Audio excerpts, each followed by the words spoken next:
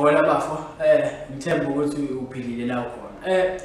Kunensizwa nje ethe yangibhalela ey'nkundleni zokuxhumana, so umjida kahle kahle befuna ukuze advise yami ngale nkinga abhekene nayo. Shuthi-ke lo mjida uma ngabe echaza inkinga yakhe, uthi-ke kushuthi umuntu wakhe lo athandana naye manje akasaboni kahle ukuthi kwenzakalani. So manje umjida sekuyena ofuna njalo. Uyena nje obanga ukuthi lolu thando lwabo luqhubeke. Manje uthe akasatholi kahle ngoba mhlambe lethekeni isithola umunye umuntu because yena ayisenzi lutho kuyena ukukhombisa ukuthi naye samthanda. So ke uthe angimsize-ke ngizwe ukuthi mina ngathini. So mfowethu mina into engifuna ukuthi uyi-understand ukuthi yabona ethekeni mangabe isakuthanda isanentshisekelo kuwena ephezulu. I-interest leyo mangabe isanentshisekelo kuwena ephezulu mangabe uyifonela nje izobamba ngokushesha ucingo lakho, izojabula ukuthi hawu nange ngifonela umuntu wami yabo isakuthanda lapho. Noma ngathi uyayi-WhatsApp yabo izokuphendula ngokushesha because ijabula ukuzwa kuwena ukuthi nange umuntu wami uyangi-WhatsApp. But mangabe umuntu uthi uyamfonela angalibambi ucingo, okay kungenzeka mhlawumbe usabhizi noma khona into ebambile nje. But mangabe uthi umuntu uyamfonela akalibambi ucingo, uthi uyangena mhlawumbe ku-WhatsApp uyamcheck online, lapho-ke sekuyimpawu lezo ezikhombisayo ukuthi cha intshisekelo yakhe isiphansi ngawe, ugqozi nofuqufuqu selinciphile, akasakuthandi ngaleyo ndlela ekuthanda ngayo. Phela ukuthandana nomuntu akusho unothandana forever, sofika leso sikhathi la nizohlukana khona. But-ke into engifuna uyazi ukuthi mangabe usubona mhlawumbe ukuthi hayi ethekeni yakho ayisafani njengakuqala isiyahlehlela, well akusho ukuthi wena kumele usondele kakhulu kuyona. Ziningi iy'mpawu-ke noma izinto noma izizathu ezingabanga ukuthi ihlehle.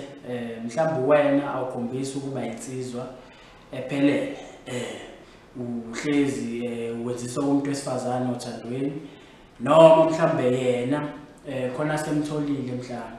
So but wena kusho ukuthi-ke manje sekumele umfonele njalo, WhatsApp njalo yena no umnikeze ispace mfowethu.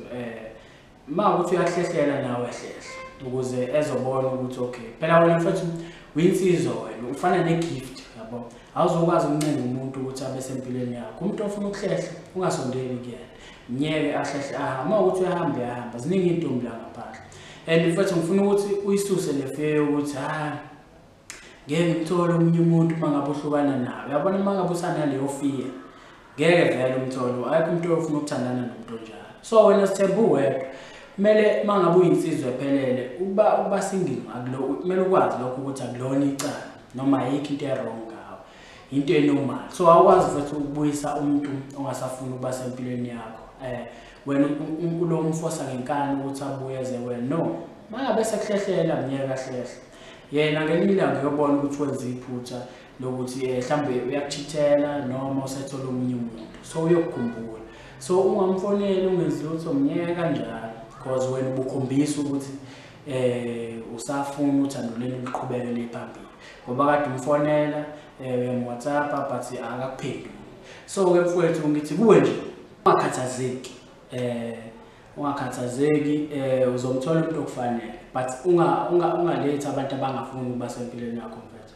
Phela ukuze ukhule othandweni ube strong, ube yinsizwa ensizweni, kumele ube naleyo mentality yokuthi okay ithekeni efuna ukukushiya ayikushiya, khona enye izoqhamuka ezokwenza nawe ukuthi ujabule naye ijabule ukuba nawe.